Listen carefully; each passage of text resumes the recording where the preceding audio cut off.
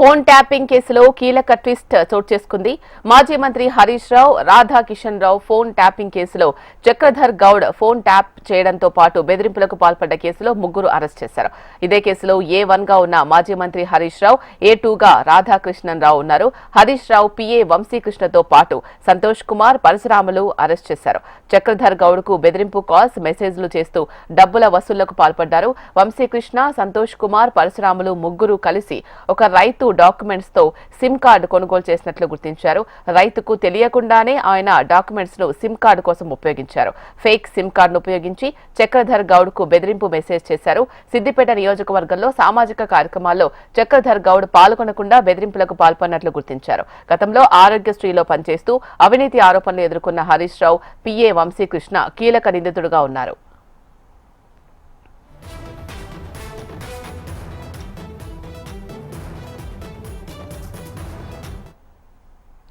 Phone tapping కేసులో కీలక twist చోటు చేసుకుంది. మాజీ మంత్రి హరీష్ రావు, రాధాకృష్ణన్ రావు ఫోన్ ట్యాపింగ్ కేసులో చక్రధర్ గౌడ్ ఫోన్ ట్యాప్ చేయడంతో పాటు బెదిరింపులకు పాల్పడ్డ కేసులో ముగ్గురిని అరెస్ట్ చేశారు. దీనికి సంబంధించి పూర్తి సమాచారం మా ప్రతినిధి అమర్ అందిస్తారు. అమర్, చెప్పండి పూర్తి డీటెయిల్స్.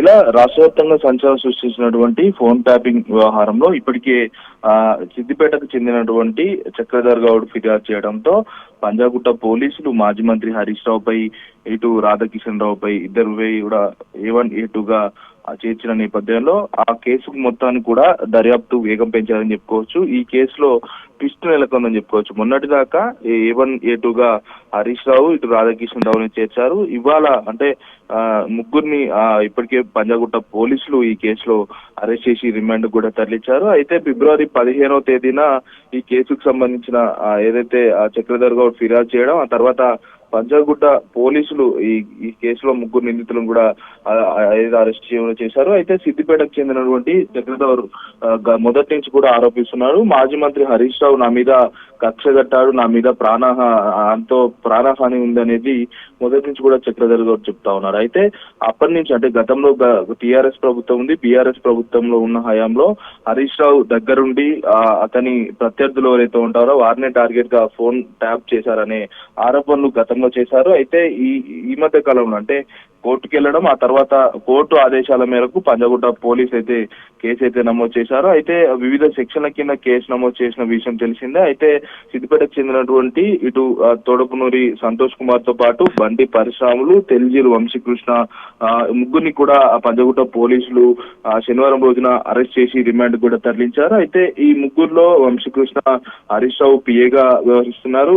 హరీష్ రావు మాజీ PAగా ఉన్నటువంటి వంశీకృష్ణ చాలా ఏదైతే వార్ రూమ్ లో ఏర్పాటు చేసి కూడా కీలక పాత్ర వంశీకృష్ణ పోషిస్తున్నట్టుగా తెలిసింది. ఎవరెవరిని టార్గెట్ చేయాలి, ఎవరెవరిని ఫోన్ ట్యాప్ చేయాలి, వీటన్నిటికి సంబంధించి ఒక డాటాను సిద్ధం చేసి వార్ రూమ్ లు దాదాపు 10కి పైగా వార్ రూమ్ లో ఏర్పాటు చేసినట్టుగా తెలిసింది. ఈ వార్ రూమ్ లో ఏర్పాటు చేసి మొత్తం వంశీకృష్ణ నడిపిస్తున్నట్లుగా పంజాగుట్ట పోలీసులు నిర్ధారణ కావడం, ఇప్పటికే ఏదైతే మన చక్రధర్ గౌడ్ ఫిర్యాదు చేశాడో ఫిర్యాదు చేసినటువంటి చక్రధర్ గౌడ్ తను ఇప్పటికే కీలకమైన డాక్యుమెంట్స్, ఇటు ఫోన్ ట్యాప్ అయినట్లుగా ఐఫోన్ ధృవీకరించినటువంటి జీమెయిల్ పూర్తి ధృవీకరణ జీమెయిల్ ని కూడా పూర్తిగా సబ్మిట్ చేసిన నేపథ్యంలో ప్రస్తుతానికి ఏదైతే ముగ్గురిని అదుపులోకి తీసుకోవడం, వాళ్ళ ముగ్గురిని కూడా రిమాండ్ కు తరలించిన పరిస్థితుల నేపథ్యంలో సిద్దిపేటలో DSP ప్రణీత్ రావు సహాయంతో ప్రత్యేకంగా వార్ రూమ్ లో అయితే ఏర్పాటు చేసి 2023 నుంచి కూడా తన ఫోన్ తో పాటు తన భార్య ఫోన్, కుటుంబ సభ్యులు, డ్రైవర్ ఫోన్ సహా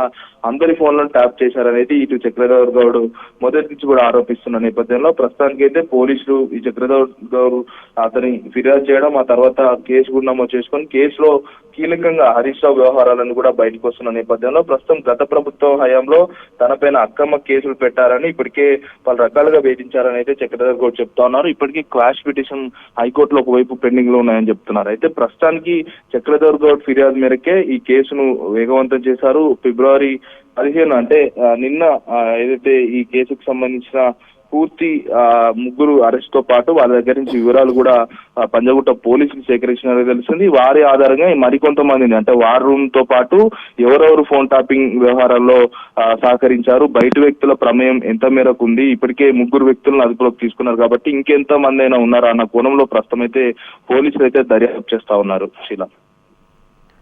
రైట్. Thank you Amar.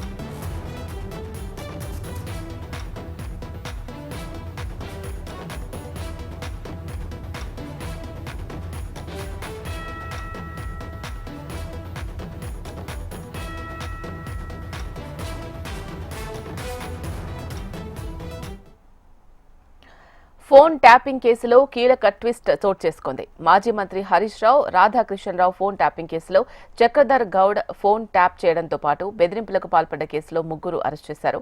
ఇదే కేసులో A1 గా ఉన్న మాజీ మంత్రి హరీష్ రావు, A2 గా రాధాకృష్ణన్ రావు, హరీష్ రావు PA వంశీకృష్ణతో పాటు సంతోష్ కుమార్, పరశురాములు అరెస్ట్ చేయడం జరిగింది. చక్రధర్ గౌడ్ కు బెదిరింపు కాల్స్, మెసేజ్లు చేస్తూ డబ్బుల వసూళ్లకు పాల్పడ్డట్టుగా తెలుస్తోంది. దీనికి సంబంధించి పూర్తి సమాచారం మా ప్రతినిధి రమణ అందిస్తారు. రమణ, చెప్పండి. అంటే తెలంగాణ రాజకీయాల్లో ఫోన్ టాపింగ్ కేసు వ్యవహారం అయితే తీవ్ర కథలో రేపని చెప్పాలి. అంటే నిన్న మొన్నటి వరకు కూడా కొంత సద్దుగా ఉన్న కేసు. ఎందుకంటే వరుసగా నిందితులకు బెయిల్ వస్తుంది. ఈ కేసు నమోదు చేసి కూడా దాదాపు ఈ మార్చి 10 వస్తే సంవత్సరం అవుతుంది, ఏడాది అవుతుంది. కాబట్టి ఈ కేసులో ఇక కేసు కొలికి తీసుకొచ్చే ప్రయత్నం చేయాలి. ఖచ్చితంగా ఈ కేసులో కీలక పరిణామాలకు సంబంధించి అంటే ముందుకు వెళ్లాలనే భావనలో పోలీసు యంత్రాంగం ఉంది. దానిలో భాగంగానే దర్యాప్తును ముమ్మరం చేశారు. అయితే గత డిసెంబర్ 3వ తేదీన చక్రధర్ గౌడ్ అని ఎవరైతే రియల్ ఎస్టేట్ వ్యాపారి ఉన్నారో, సిద్దిపేట చెందిన రియల్ ఎస్టేట్ వ్యాపారి, ఆయన నమోదు చేసిన కేసు అంటే ఏదైతే కేసు నమోదు చేశారో, ఫిర్యాదు చేశారో, ఆ ఫిర్యాదును ఆధారంగా చేసుకుని కేసు నమోదు చేసిన పంజగుట్ట పోలీసులు అప్పటి నుంచి కూడా దర్యాప్తు కొనసాగిస్తున్నారు. ఇందులో ప్రధానంగా మొత్తం ఈ కేసులో వంశీకృష్ణ అని ఎవరైతే ఉన్నారో, వంశీకృష్ణ అప్పుడు హరీష్ రావు మంత్రిగా ఉన్నప్పుడు ఆయన పేషీలో పనిచేశారు. వంశీకృష్ణ తనకు సంబంధించిన ఒక రైతు, చనిపోయిన రైతుకు సంబంధించిన సిమ్ కార్డును ఉపయోగించి ఈ చక్రధర్ గౌడ్ కి వాట్సాప్ కాల్ ద్వారా బెదిరింపులకు పాల్పడ్డాడు. ఇదే కాకుండా చాలా వరకు వ్యక్తిగత సమాచారాలు రాబట్టే ప్రయత్నం చేశారనేటువంటి ఆరోపణ అయితే ముఖ్యంగా చక్రధర్ గౌడ్ చేశారు.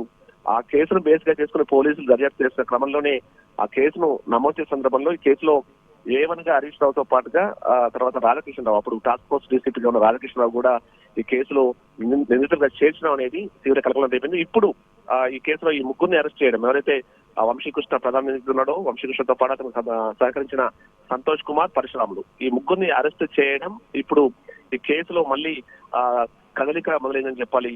ఆల్రెడీ హరీష్ రావు హైకోర్టు ఆశ్రయించారు, రాధాకృష్ణరావు ఆశ్రయించారు. 12వ తేదీ వరకు కూడా వీళ్ళు అరెస్ట్ చేయదని కూడా హైకోర్టు ఆదేశాలు జారీ చేసింది. అయితే ఇప్పుడు హైకోర్టు ఇచ్చిన ఆదేశాలకు సంబంధించిన సమయం కూడా ముగిసిపోయిన నేపథ్యంలో మళ్ళీ నెక్స్ట్ స్టెప్ ఏ విధంగా ఉండబోతుంది పోలీసులకు సంబంధించినది మాత్రం తీవ్ర చర్చకు దారితీస్తోంది. రాజకీయంగా ఎలాంటి వ్యవహారం మనం చూస్తున్నాం. ఈ మధ్య కాలంలో తీవ్ర దుమారం రేపుతుంటే ఆరోపణలు ప్రత్యారోపణ జరుగుతున్న నేపథ్యంలో బీఆర్ఎస్ సంబంధించి కీలక నాయకులుగా హరీష్ రావు ఉన్నారు. ఇలాంటి సందర్భంలో మరి హరీష్ రావు అరెస్ట్ తప్పదా అన్నటువంటి చర్చ కూడా కొనసాగుతుంది. ఏదేమైనా కేసుకు సంబంధించి మాత్రం పోలీసులు, ఎందుకంటే ఇంకా ఏడాది అవుతుంది, ఇప్పటికీ ఈ కేసు సంబంధించి నిందితులకు వరుసగా బెయిల్ వస్తున్నాయి. ఇంకా ఇప్పటికీ కేసుకు చిక్కుము మాత్రం విడట్లేదు. ఎందుకంటే ప్రధానమైన నిందితులు ఎవరైతే ఉన్నారో ప్రభాకర్ రావు, శ్రవణ్ రావు ఇద్దరు కూడా విదేశాల్లో ఉండడం, అమెరికాలో ఉండడం, వారికి సంబంధించిన వారిని ఇప్పటికీ విచారించకపోవడంతో ఈ కేసులో ఎలాంటి పురోగతి లేకుండా పోయిన నేపథ్యంలో ఇప్పుడు చక్రధర్ గౌడ్ ఇచ్చిన ఫిర్యాదు నేపథ్యంలోనే ఈ కేసును మరింత ముందుకు తీసుకెళ్లే ప్రయత్నం అయితే పోలీసులు చేస్తున్నారు. ఇటు ఈ వ్యవహారం జరుగుతున్న నేపథ్యంలోనే అటు ప్రభాకర్ రావు, శ్రవణ్ కుమార్ కు సంబంధించి కూడా వారిని కూడా విచారించేందుకు ప్రస్తుత పోలీసులు తీవ్రమైన ప్రయత్నం చేస్తున్నారు. ఎందుకంటే గతంలోనే ఇంటర్పోల్ సహాయంతో వీళ్ళు బ్లూ కార్నర్ తర్వాత రెడ్ కార్నర్ నోటీసు జారీ చేసే ప్రయత్నం చేశారు. కానీ అప్పటికే ఎవరైతే మనకు ప్రభాకర్ రావుకి గ్రీన్ కార్డ్ అక్కడ అమెరికా ప్రభుత్వం మంజూరు చేసిన నేపథ్యంలో వారిని విచారించేందుకు అవకాశం లేకుండా పోయిన నేపథ్యంలో ఇప్పుడు ప్రస్తుతం అయితే LR అంటే లెటర్ ఆఫ్ రెగ్యులేటరీ ద్వారా వారిని విచారించాలి, అక్కడ అమెరికాకి వెళ్లి డైరెక్ట్ గా విచారించి కేసులో ముందుకెళ్లాలనే భావనలో పోలీస్ శాఖ ఉన్నట్టుగా తెలుస్తోంది. ఇవన్నీ జరుగుతున్న ఈ నేపథ్యంలో మాత్రం ప్రస్తుతం అయితే ఈ అంశం, ఈ టాపిక్ అయితే అంటే హరీష్ రావు ఆయన A1 గా ఉండడం, రాధాకృష్ణరావు A2 గా ఉండడంతో కేసు విషయంలో అంటే ఇప్పుడు ఈ వ్యవహారంలో పోలీసులు ఏం చేయబోతున్నారు ఉత్కంఠ అయితే ప్రస్తుతం తీవ్రంగా చర్చ జరుగుతోంది. ఆల్రెడీ ముగ్గురు నుంచి అరెస్ట్ చేశారు కాబట్టి తదుపరి చర్య పోలీసులకు సంబంధించి ఏ విధంగా ఉండబోతున్న చర్చ ప్రస్తుతం కొనసాగుతుంది. కేసుకు సంబంధించి మాత్రం ఏడాది పూర్తవుతున్న నేపథ్యంలో ఈ మార్చి 10కి ఏడాది అవుతుంది కాబట్టి ఖచ్చితంగా ఈ కేసులో మరి ఇంకా ముందుకెళ్లాలన్నా మాత్రం పురోగతి సాధించాలన్నా మాత్రం ఇంకా చాలా కీలకమైన ఆధారాలు పోలీసులు సేకరించాల్సి ఉంది. మరి ఏం చేయబోతున్నారు, వారి అరెస్టులకు సంబంధించి ఇలాంటి ఆధారాలు పోలీసుల వద్ద ఉన్నాయి. ఎందుకంటే కేవలం చక్రధర్ గౌడ్ సంబంధించి మాత్రం అతను చాలా వరకు అక్రమాలకు పాల్పడ్డాడు, వ్యక్తిగత సమాచారం రాబట్టే ప్రయత్నం చేస్తున్న ఆరోపణలు చేస్తున్నారు. ఇదంతా కూడా హరీష్ రావు కనుసంధానంలో జరిగిందనేటువంటి ఆరోపణ చక్రధర్ గౌడ్ తన ఫిర్యాదులో పేర్కొన్న నేపథ్యంలోనే ప్రస్తుతం హరీష్ రావును నిందితుగా చేర్చారు. కాబట్టి మరి ఈ కేసులో ఎలాంటి ఆధారాలున్నాయి, హరీష్ రావుకు సంబంధించి ఆయన విషయంలో ఎట్లా పోలీసులు ముందుకెళ్లబోతున్నారు మాత్రం ప్రస్తుతం ఆసక్తికరంగా మారింది. ఏదేమైనా ప్రస్తుతం రాజకీయంగా కూడా ఇది ముడిపడి ఉన్న కేసు కాబట్టి మొత్తం 2 తెలుగు రాష్ట్రాల్లో కూడా ఈ కేసు సంబంధించి తీవ్రమైన చర్చ జరుగుతుంది. రైట్. Thank you Ramana.